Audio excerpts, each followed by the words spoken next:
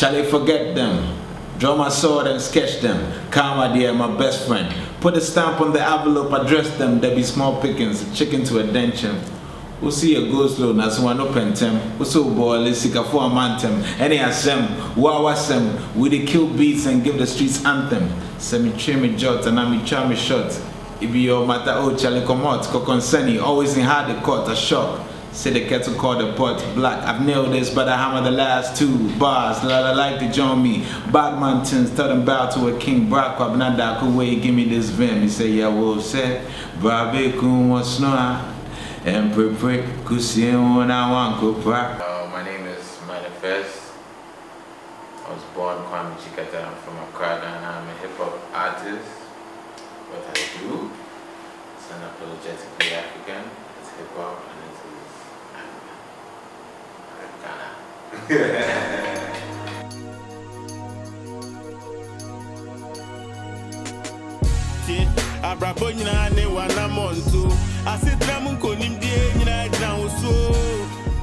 I could describe my upbringing in many different ways.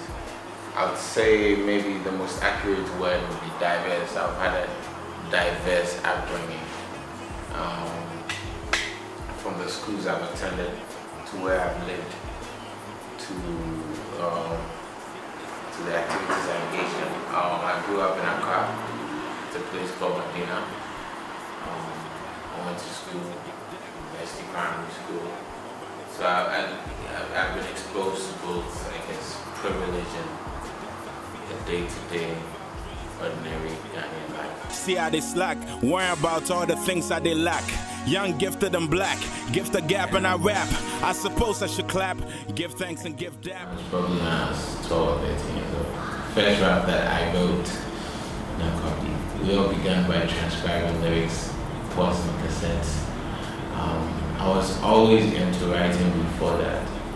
I didn't even know what shape or form my writing was before that. I can't call it poetry nor prose, but just a lot of free thoughts I had out right. But I was definitely captivated by hip hop and rapping very early. It was the second music after reggae music that caught my imagination. The second music outside of Ghana, Ghanaian music. And then, you know, it just captured my imagination early, and so I was into it. And the access to it was not like it is today. It was rare access to it. So when you enjoy it, you actually had to seek it. I had to find cassettes and go and scour through the neighborhood and all friends and people who might have some songs and create my own mixtape. So it started early, the love for it, but to have that confidence to say I can be a part, what do you call it, somebody who can participate in it, only came when I started hearing Ghanaians rap. That's when I said, whoa, we can act. Oh, wow, intrigued. It was a light bulb moment, like eureka, that this thing that I enjoy so much, but that seemed to have a distance to me. All of a sudden, that distance closed. You know, I had Reggie Rockstone and all these other people, and then it was just like, okay, these are Ghanaian stories, these are Ghanaian language, these are Ghanaian things being done with the hip hop motif or with using hip hop as a vehicle. So I said, okay, I will do some. It's scary. They call it daily graphic cause it's graphic on the daily. I see you out in traffic when they traffic in the dailies. Life in the Milky Way, it doesn't taste like Bailey's. You can barely have a day in which things happen as you've planned it. And that is ridiculous. That's what happens in ridiculous places. But it's not always a bad thing. I say that with love. Ghana is a ridiculous place with love, because sometimes you need a bit of that ridiculousness to spur you on in life. Life can be, we're not tin men, we're not freaking zombies. So life can be regimented in a way which it has no soul, it has no confusion. But sometimes that confusion can be too much and too ridiculous. You know? I think the responsibility comes with being a Ghanaian first. You know, every Ghanaian, apathy is not a big thing here. Complacency is, but apathy isn't. Everybody talks about problems in politics and football, and we are all pocket lawyers, we are all pocket football coaches, we are all pocket politicians. You understand? So the first responsibility is as a Ghanaian, you know, somebody a Ghanaian who's making a life here, not just for myself, but for for my child and for my other future children and for relatives. And who I am as an artist is a logical extension of who I am as a person. So clearly, some of that will come in my work, if not in my songs, in how I conduct myself as an artist. The need to address these ridiculousness, is going to be needed. Well, I think it's too early for me to start touting my contributions, but I think if there's any path that I'm charting that's helping me, is showing and opening doors by showing a lot of people, especially younger artists, that you can diverge from the norm. You can go left. You can do something that is not trendy, but still exist and succeed in the mainstream. And I think there are only a few artists like myself who are able to do that now, and it's showing other people that, look, you don't have to be yourself. You don't have to copy what is already existing. I always say, better an average original than a great carbon copy.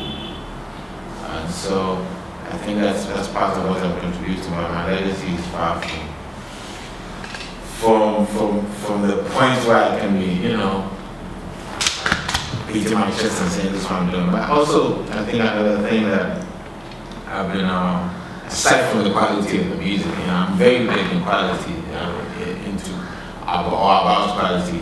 Another thing that I think I have contributed or am contributing is also, opening up doors to the world. I mean, I've been able to perform in so many places, and I think a lot of Ghanaian artists or young Ghanaian artists have yet to have those opportunities, and those open doors. I played Cape Town, Design, in Dawa. I mean, I don't think any Ghanaian rapper plays. I'm going to be playing in Harare at the Harare International Festival of Arts. Played in Chile, Argentina, all these things. And I think it shows that the world, our music in the world is bigger than just us here in Ghana or in Africa. So hopefully that affects or influences on us.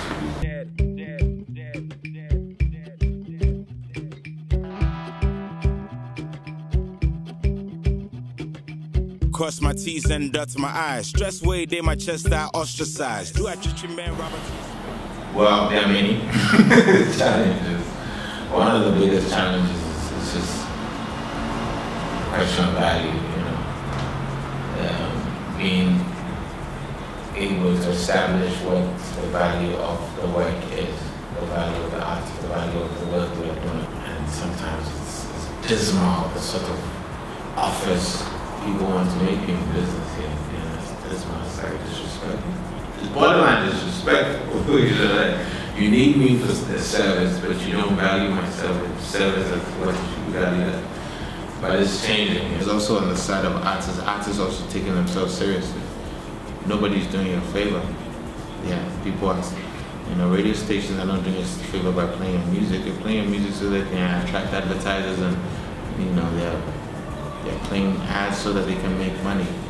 Nobody's doing anybody. Nkrumah understood the importance of the artist in shaping the psyche and the identity of who's a Ghanaian and how Ghanaians act. Commissioned people, they had songs talking about us not being Ghanaian, but as Ghanaians in the context of Africa and Ghana's independence. The songs that he commissioned people to do, or people are being encouraged to do, wasn't just about us, it was just about the whole continent. He understood the power, because that's what moves people. It's easier to consume. So yeah, shout out to my granddad told me that statement, and I always repeat it because I think it's amazing how far we are from that thinking of art as a political priority, because it has such importance to our society and to the national constitution, not the constitution of the nation, but how we see ourselves as a nation. Gotta be picky instead. 9 to 5 blues, kick me, I'm dead. I barely know sleep. Give me some wavy. Boys, I bread all week. Give me some wavy. Boys, are living don't be cheap. Give me some wavy. But thank God it's Friday. Maybe Jimmy. It's still been a DIY push for me, the do-it-yourself. I came up building myself as an artist at a time in which, doing it yourself, the era in which the bedroom studios rules. You know, I recorded and mixed my first 3 albums myself. Learned Pro Tools Guerrilla style. Bought an DG01, bought an M-Box.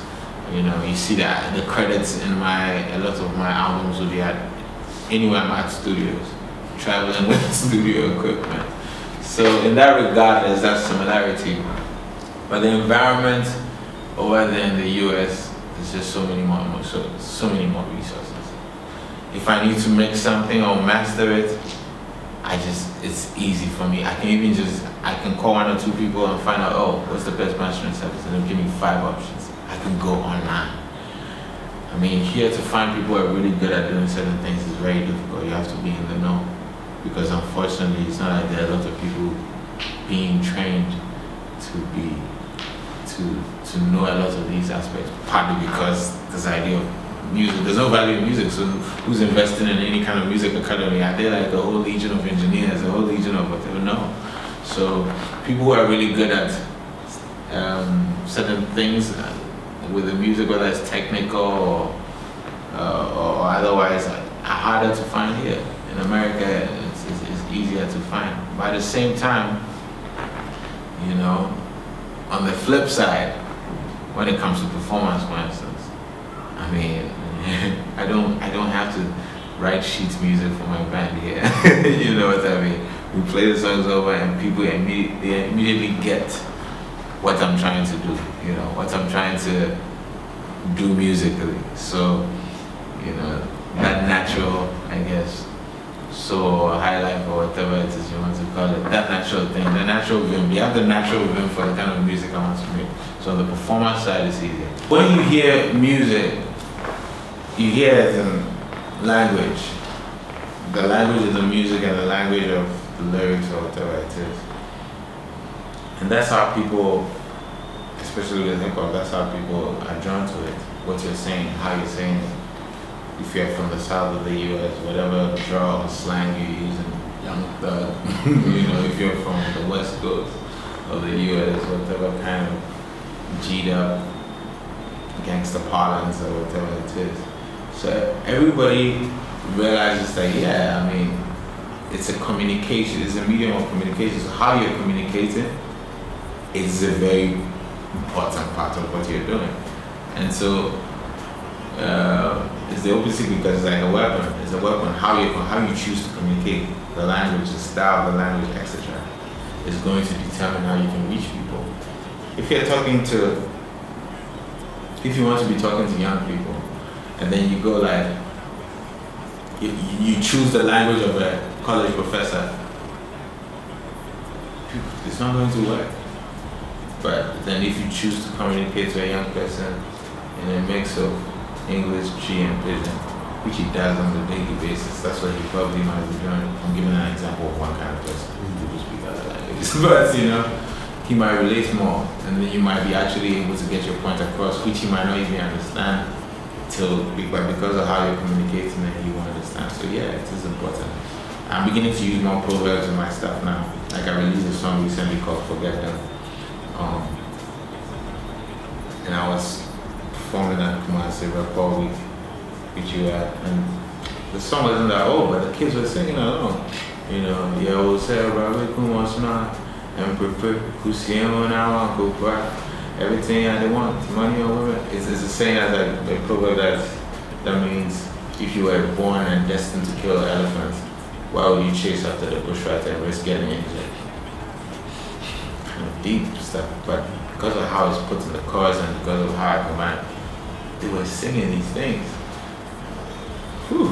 Yeah, so the language is important, how you choose it. You know, if I had constructed the entire chorus just on that tip, it might have been confusing. So I had to choose a way. So it's a weapon that is an open secret at how you do it. You know, and that's why people, for instance, choose certain accents. You know. So yes, Giant Steps is a conference, and something that is going to be bigger than a conference that I co-founded with Susan Campion, also in Minneapolis. We found that there was a lot that creatives and entrepreneurs could benefit from an interaction between the two groups. because we were a microcosm of that, she and I. And not just any creatives or any entrepreneurs, but people who are creative entrepreneurs or entrepreneurial creatives as we saw it. And it's one of those ideas, you know, that are so potent because a lot of people within those, we don't call it demographic, within those psychographics way of thinking are connected, and it's been explosive, the results so far, and I'm looking forward to us trying to do this. I rose past the ceiling from underdog to villain, treat this biz like a sniper, bound to make a killing, mixed feelings for promoters, incorporate double dealings, read the fine prints, I meant to catch the double meanings. I double dare you to be more debonair. We on the elevator cruising out, they climbing the stairs. Them they watch, them they stare, they marvel at my career. I know they care, though they try to steal my spot. Musical chairs, photo flashes when I'm present, but my essence they couldn't capture.